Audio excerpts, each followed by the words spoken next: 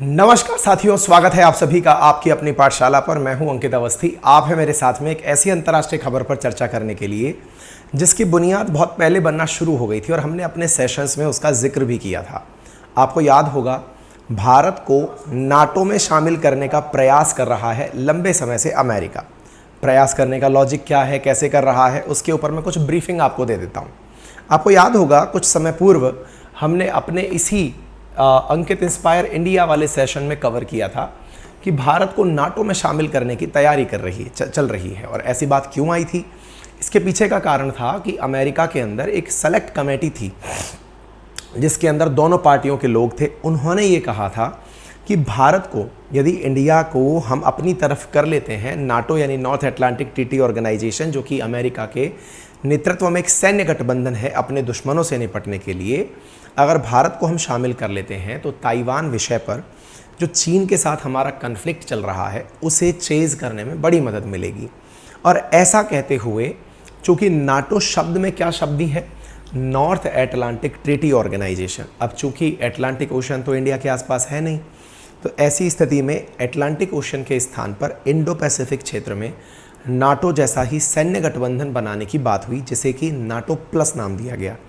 उस NATO plus में भारत को शामिल करने की बात हुई। तो आप यहाँ पर ये कटिंग देख सकते हैं। जब हमने आपके साथ में से साझा किया था कुछ समय पूर्व अपने सेशन में, तब बताया था कि यूएस की कांग्रेस कमेटी यानी संसदीय समिति ने कहा है कि India for NATO plus status in a bid to contain China. यदि चाइना को काउंटर करना है तो इंडिया के साथ साथ हमको क्या करना होगा, व्यवहार अच्छा करना होगा, और उसी के वजह से हम चीन से लड़ पाएंगे। ये अमेरिका की संसदीय समिति की अपनी सरकार को सिफारिश थी। आप इधर देख सकते हैं, ये हमने इसके ऊपर प्रॉपर सेशन कवर किया था। आपको थोड़ा सा मैं स्ट्रेटेजिकल लोकेशन समझा देता हूँ, फिर हम आगे बढ़ेंगे। साथियों, जब आप चीन को देखते हैं, दुनिया में दो वैश्विक पावर, फर्स्ट और सेकंड में, एक पावर इस पैसिफिक ओशन के पूर्वी तट पर है, यानी कि इधर की तरफ, जिसका नाम है यूएसए, और एक पैसिफिक ओशन के पश्चिमी तट पर है जिसका नाम है चाइना। पैसिफिक ओशन के आर पार दोनों देश टिके हुए हैं, एक तरफ अमेरिका, एक तरफ चाइना, और दोनों ही दुनिया की प्रथम और द्वितीय शक्तियां हैं। अब चीन को काउंटर करने के लिए अमेरिका की चाल क्या है कि वो यहाँ पर चीन को उसी के घर में घेरे। अच्छा, अमेरिका को खुद का तो एडवांटेज ये मिला हुआ है कि उसके एक तरफ उत्तर में है कनाडा और दक्षिण में है मैक्सिको, जिसके साथ दोनों के साथ ही उसके बढ़िया व्यवहार है, तो उसको तो कभी कोई दिक्कत होती नहीं है। तो उसने क्या किया कि चाइना को अगर घेरना है उसी के घर में, तो उसके आसपास के दो देशों के साथ दोस्ती की जाए। तो अमेरिका ने, चाहे फिलीपींस हो, चाहे फिर ये जापान हो, चाहे साउथ कोरिया हो, इधर ऑस्ट्रेलिया हो, इधर इंडिया हो, इन सबको अपने साथ करने का प्रयास किया ताकि चाइना को रोका जा सके, टक्कर दी जा सके।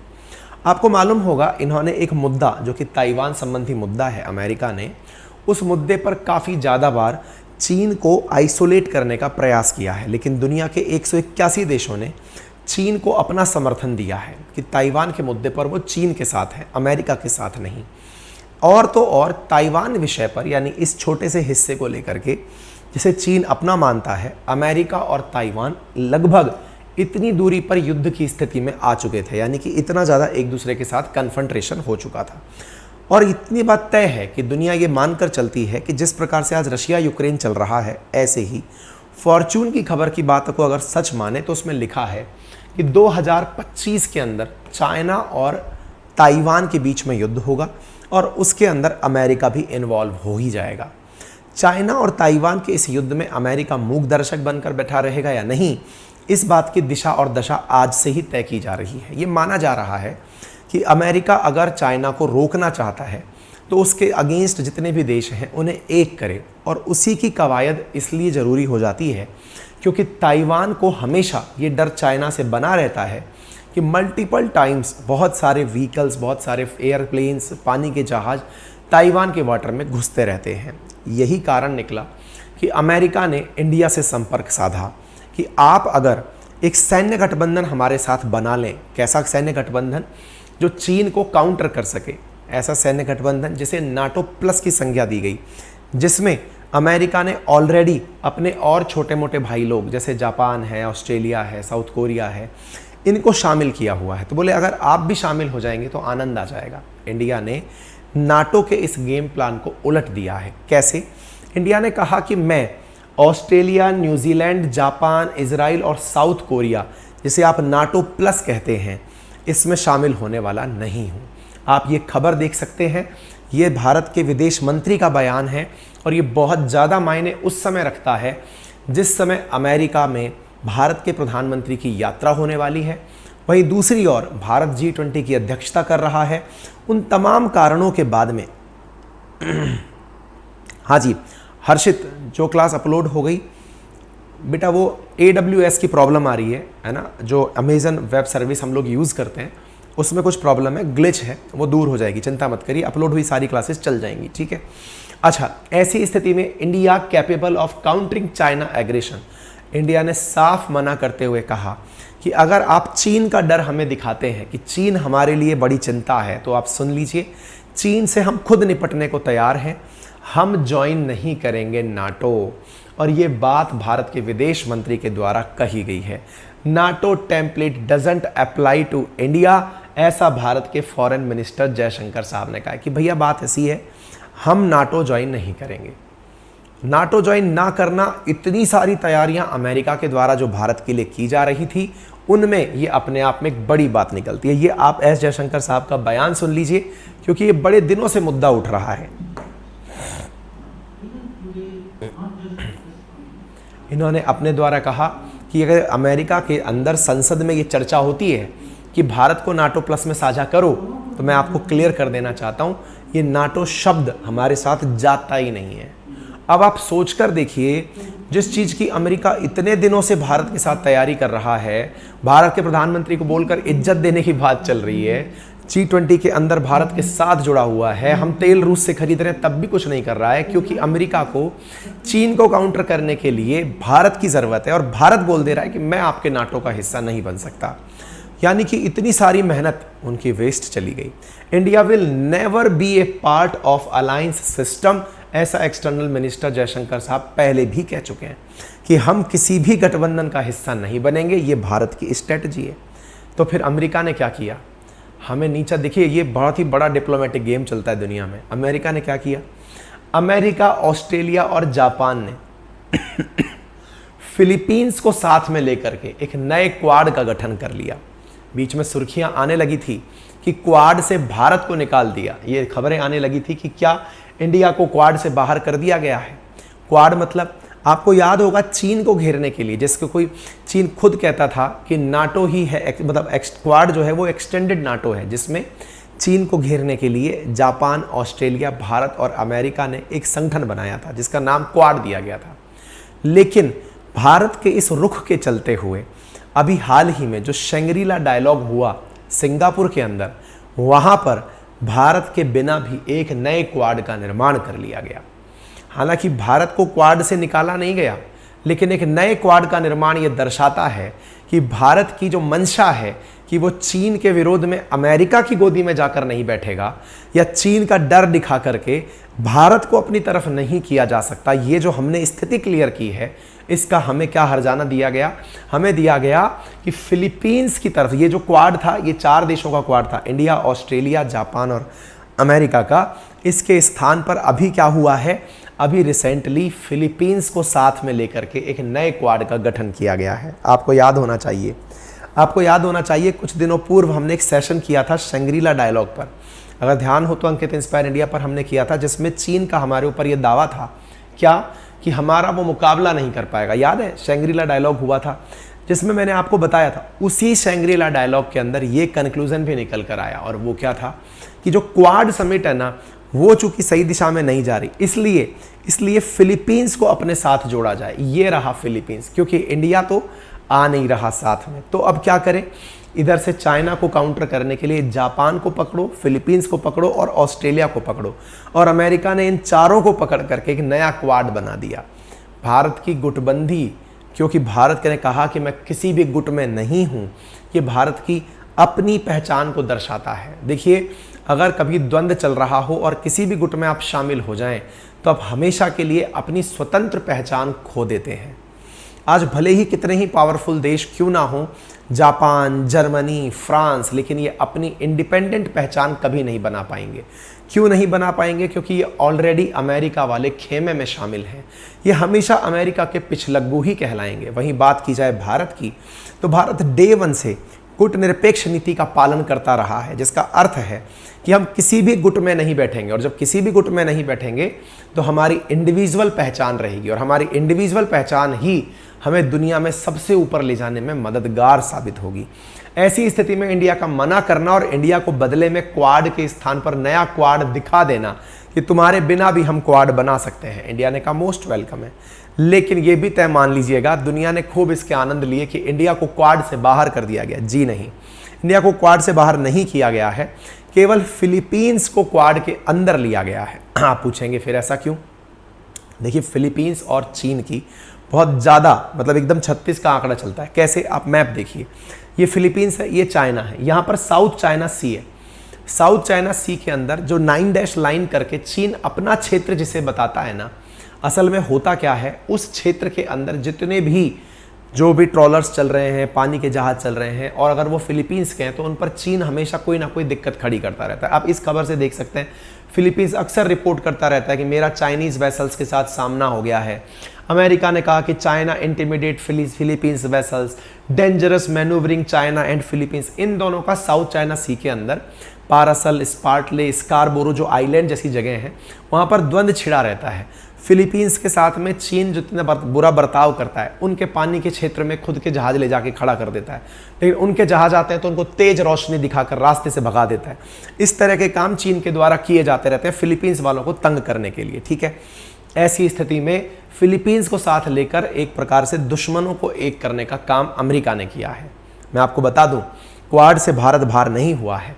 India next year quad summit की मेजबानी करेगा, यानी कि अगले साल क्वाड जो हम लोगों का है वो होकर रहेगा, लेकिन भारत उसका समावेशी सहयोग में उपयोग करेगा, ना कि किसी के विरोध में। ठीक है, तो ये बात कहना भारत के द्वारा कि हम अपने दम पर चीन से निपट लेंगे, ये दर्शाता है कि इंडिया इंडिपेंडेंट अपनी विदेश नीति रखता है, किसी भी ग्रुप में शामिल नहीं होता है। तो इससे अपने आप में एक बड़ा मैसेज अमेरिका को जाता है। हालांकि अमेरिका की तरफ से अमेरिका के डिफेंस मिनिस्टर इन दिनों भारत आए हुए हैं, भारत के रक्षा मंत्री से उनकी मुलाकात की तस्वीरें अपने आप में साफ जाहिर करती हैं कि वो कितना गजब सहयोग चाहते हैं भारत के साथ। इतना ही नहीं, आने वाले समय में और भी मंत्रीगण, जैसे कि आप इधर देख सकते हैं 7 जून की खबर, अमेरिका के जैक सुलेवान जो यूएसए के जो एनएसए हैं वो इंडिया आए थे।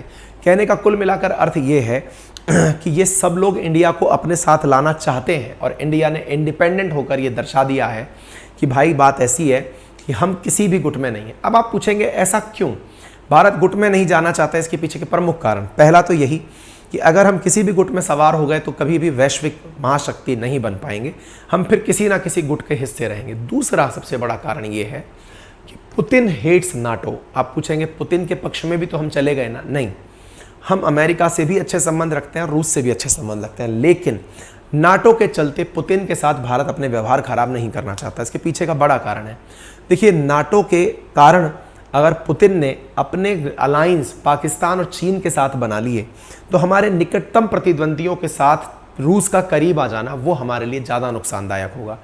तो by the balancing of world, India in लोगों को इसी तरह से रहने देना चाहता है कि मैं सबके लाभ लूंगा और सबके साथ जुड़कर काम करूंगा, लेकिन किसी भी गुट में शामिल नहीं होऊंगा। पहला चीज़ तो ये है, और ये बात सही भी है कि रशियन विदेश मंत्री ने भी इस बारे में कहा था कि नाटो के लोग भारत को अपनी तरफ करने का प्रयास कर रहे हैं चीन का डर दिखाकर, जो कि सही नहीं है, लेकिन भारत ने इस बात को क्लियर कर दिया। दूसरी चीज़ मैं बता देता हूँ, देखिए, इन दिनों जैसे मैंने आपने कहा ना, एक बार आप किसी गुट में शामिल हो गए तो गुट में शामिल होने का अर्थ ये निकलता है कि आप उसी गुट के हाँ में हाँ बोलेंगे। लेकिन इस चीज़ को इन दिनों फ्रांस फील कर रहा है। क्या फील कर रहा है? इमानुएल मैक्रोन, जो कि फ्रांस को एक अलग पहचान दुनिया में देना चाहते हैं, अमेरिका की रायशुमारी में नहीं रहना चाहते। मजबूरी क्या है कि ये नाटो के मेंबर हैं, इन्हें अक्सर चाहे रशिया यूक्रेन कन्फ्लिक्ट हो, अमेरिका के पक्ष में बोलना पड़ता है। ये इस बात की कीमत अदा कर रहे हैं कि मेरी इंडिपेंडेंट पॉलिसी होते हुए भी अंतर्राष्ट्रीय स्तर पर हमें अमेरिका के ही साथ चलना पड़ता है। ये इंडिपेंडेंट देश होकर भी गुलाम का एहसास करते हैं और यही कारण है कि अभी जब चाइना की विजिट पर मैक्रोन आए थे तो इन्होंने दुनिया को चेतावनी देते हुए कहा था कि ताइवान के मसले पर पहले से ही यूरोप वालों सचेत हो जाना। किस बात को लेकर कि आप लोग अमेरिका के पक्ष में हैं, चीन के पक्ष में है, ताइवान के पक्ष में है। ये आपका इंडिपेंडेंट फैसला होना चाहिए, ये आपका अपना निर्णय होना चाहिए। इस निर्णय में ताइवान इस निर्णय में फ्रांस अपनी अलग राय रखता है या फिर अमेरिका अपनी अलग राय रखता है, एक जैसा हाल नहीं होना चाहिए। ये इन्होंने कहा था और हमने इस विषय पर सेशन भी किया था 1 महीने पहले का आपके सामने है। क्या कि हम अमेरिका की जागीर नहीं है कि वो हमसे जो एक्सपेक्ट करे हम वैसा कर लें। इंडिया भी अपने आप को ये क्लियर करता है कि हम अमेरिका के कहे में नहीं चलेंगे। हाँ, हमें अच्छा लगेगा साथ देंगे, नहीं अच्छा लगेगा नहीं साथ देंगे, ठीक है ना। तो Europe must reduce it's dependency on the United states and avoid getting dragged into A confrontation between China and US over Taiwan. इन्होंने साफ कहा था। तो एक प्रकार से भारत ने अपने एक मित्र को यह मैसेज दे दिया है कि हम भी अपने इंडिपेंडेंट पॉलिसी रखते हैं। उम्मीद है आपको ये बात समझ में आ रही हो, क्लियर है। तो इस प्रकार से हम लोगों ने 2-3 बातें क्या क्लियर कर दी कि भारत ऐसा करके रूस को भी नाराज नहीं कर रहा है, फ्रांस को भी नाराज नहीं, हमें नाराजगी नहीं, हम लोगों को बता रहे हैं कि हम अपनी इंडिपेंडेंट पॉलिसी रखते हैं। तीसरी चीज, अभी रिसेंट डेज में क्या हो रहा है, जो नाटो प्लस बन रहा है जिसके अंदर इजराइल है, साउथ कोरिया है, न्यूजीलैंड, ऑस्ट्रेलिया और जापान है। ये नाटो प्लस संगठन अपना मुख्यालय जापान के टोक्यो में बना रहे हैं। इस विषय के ऊपर भी फ्रांस ने अपनी आपत्ति दर्ज कराई है, जिस विषय पर ग्लोबल टाइम्स में खबर छपी। क्या कि देखो भाई, मुद्दा ये है कि टोक्यो के अंदर आप लोग नाटो प्लस का मुख्यालय बना देंगे, आगे बात समझ में, लेकिन परेशानी ये है कि तुम्हारा मुख्यालय बनते ही अब आने वाले समय में सारे देशों को, अब चीन और जापान के बीच में कभी फाइट हो गई तो ऐसी स्थिति में नाटो ने तो अपना ऑफिस खोल दिया जापान में, पहले तो बेल्जियम में था, अब इन्होंने कहा जापान में भी खोल दिया। अब नया ऑफिस तो खुल गया, लेकिन भविष्य में अगर चीन और जापान उलझ गए तो ऐसी स्थिति में सब देशों को एक साथ कूदना पड़ेगा। बोले इसकी कीमत हम क्यों चुकाएं। इस बात को लेकर के इमैनुअल मैक्रोन काफ़ी बगावती हो रहे हैं। बाय द वे, इसके पीछे का बड़ा कारण ये नहीं है, बड़ा कारण है ऑकुस। अगर आपको याद हो, ऑस्ट्रेलिया, यूके, यूएस जो आपस में पनडुब्बी का वो बना लिए थे ना, संगठन बना लिए थे फ्रांस को बाहर निकाल करके, उससे खफा है ये। पैसा सबसे बड़ा चीज़ है भाई। ऐसी स्थिति में इनका भी विरोध जाया जाए। तो उम्मीद है आप लोगों को कुल मिलाकर जो वर्ल्ड डायनेमिक्स है वो समझ में आ गई होगी और ये भी बात समझ में आ गई होगी कि इंडिया का स्टैंड कितना मायने रखता है ऐसे विषय के ऊपर। क्लियर है। यदि ये जानकारी आपको समझ में आ गई है तो आप वीडियो को अपने साथियों से जरूर साझा करें। चैनल पर नए हैं तो चैनल को सब्सक्राइब करना ना भूलें। भारत के प्रधानमंत्री ऑलरेडी जा रहे हैं, ये बात हम आपको बता दें। मेरे प्यारे साथियों, आप सबके प्यार से, आप सबके स्नेह से हमने जो अपना बैच लॉन्च किया था RAS फाउंडेशन एग्जामिनेशन के लिए, वो सक्सेसफुली लॉन्च हुआ, लेकिन हमारे नाम से कुछ फ्रॉड हो रहे थे, हमने उसकी भी सूचना आप लोगों को दे दी थी। अब आगे की बात करते हैं। हालांकि साथियों, बड़ी मात्रा में हमारे पास रोजाना कॉल इस बात के आ रहे हैं कि हमें नटराज बैच जो RAS फाउंडेशन बैच है उसमें एडमिशन दे दिया जाए, लेकिन हम आपसे कहेंगे हर महीने की 1 से लेकर 7 तारीख के बीच में RAS प्रशासनिक जो परीक्षा है उसके अंदर फाउंडेशन बैच में आपको एडमिशन्स दिए जाएंगे। ये हमने पूर्व निर्धारित कर रखा है। उसी पूर्व निर्धारण में एक और जानकारी जान लीजिए, और जानकारी ये कि जो बालक मेरे साथ history, geography, polity, economy GS foundation batch में एंट्री लेना चाहते हैं, लास्ट मंथ जो सारथी बैच था वैसे ही बैच में एडमिशन लेना चाहते हैं, तो नया बैच लॉन्च हो रहा है जिसका नाम है भवानी बैच। जी हाँ मेरे प्यारे साथियों, यदि आप चाहते हैं जनरल अवेयरनेस के अंदर एंट्री लेना, ज्योग्राफी, पॉलिटी, इकोनॉमी और हिस्ट्री, जिसमें इस बार सेशन शुरू होंगे इकोनॉमी से, यदि आप इसमें एंट्री लेना चाहते हैं तो मात्र 1999 में मंडे यानी कि कल से एडमिशन प्रारंभ होने जा रहे हैं। इन एडमिशन्स के बाद आप लोग अपने तमाम बैचेस, चाहे फिर वो ज्योग्राफी के हों, पॉलिटी के हों, इकोनॉमी के हों, हिस्ट्री के हों, पूरे साल भर के ड्यूरेशन के साथ देख पाएंगे, पूरी 1 साल की वैलिडिटी के साथ। तो 7 दिन के लिए यह ओपन होगा, मंडे से नेक्स्ट मंडे के बीच। नेक्स्ट मंडे से क्लासेस शुरू हो जाएंगी। इसलिए आपसे गुजारिश है कि जितने भी प्रतियोगी परीक्षाओं की तैयारी करने वाले विद्यार्थी हैं, यदि वो स्टेट PSC, UPSC, SSC किसी का भी फाउंडेशन बनाना चाहते हैं, मेरे साथ 4 सब्जेक्ट तैयार करके, जो हमारा RAS का बैच है वो 17 सब्जेक्ट का बैच है ना। इसके अंदर 4 सब्जेक्ट हैं, हिस्ट्री, ज्योग्राफी, पॉलिटी, इकोनॉमी, जिन्हें मैं खुद डील करता हूं। अगर आप चाहते हैं तो आप हमारे भवानी बैच में एडमिशन ले सकते हैं। मंडे से इसके एडमिशन ओपन हो रहे हैं, ये जानकारी मैं आप लोगों को दे रहा हूं। बाय द वे यहाँ पर हमने डेमो वगैरह सब डाल रखे हैं, आप जाकर देखें। अपनी पाठशाला गूगल प्ले स्टोर पर उपलब्ध है, वहां जाकर के बाकायदा अपना एप्लीकेशन डाउनलोड करिए। एंड्रॉयड पर भी उपलब्ध है, एप्पल पर भी उपलब्ध है और विंडो पर भी उपलब्ध है, यानी लैपटॉप से भी आप वो क्लासेस देख पाएंगे। एज पर कमिटमेंट केवल 7 दिन ही, अगेन कहूंगा, भवानी बैच उपलब्ध रहेगा। इसमें आपको ज्योग्राफी, पॉलिटी, इकोनॉमी और हिस्ट्री कंप्लीट फाउंडेशन लेवल जो एनसीईआरटी फाउंडेशन है वो मिलेगा, मेरे द्वारा पढ़ाया हुआ। लाइव क्लासेस भी मिलेंगी और जो लाइव होके खत्म हो चुकी है वो रिकॉर्डेड फॉर्मेट में भी मिलेंगी। पूरे 1 साल की वैलिडिटी के साथ ये कोर्स आपको दिया जा रहा है। फिर से याद दिला दूं, अगर आप इसमें एडमिशन नहीं ले पाते हैं तो फिर आपको नेक्स्ट मंथ जब 2nd वीक आएगा, इसी प्रकार से ओपनिंग्स आएंगी, आप तब इसको यूज़ कर लीजिएगा, ठीक है। फिलहाल के लिए इतना ही, अपना ख्याल रखें और किसी भी प्रकार की तकनीकी सहायता के लिए आप हमारी टेक्निकल टीम को इन नंबर्स पर कॉल कर सकते हैं।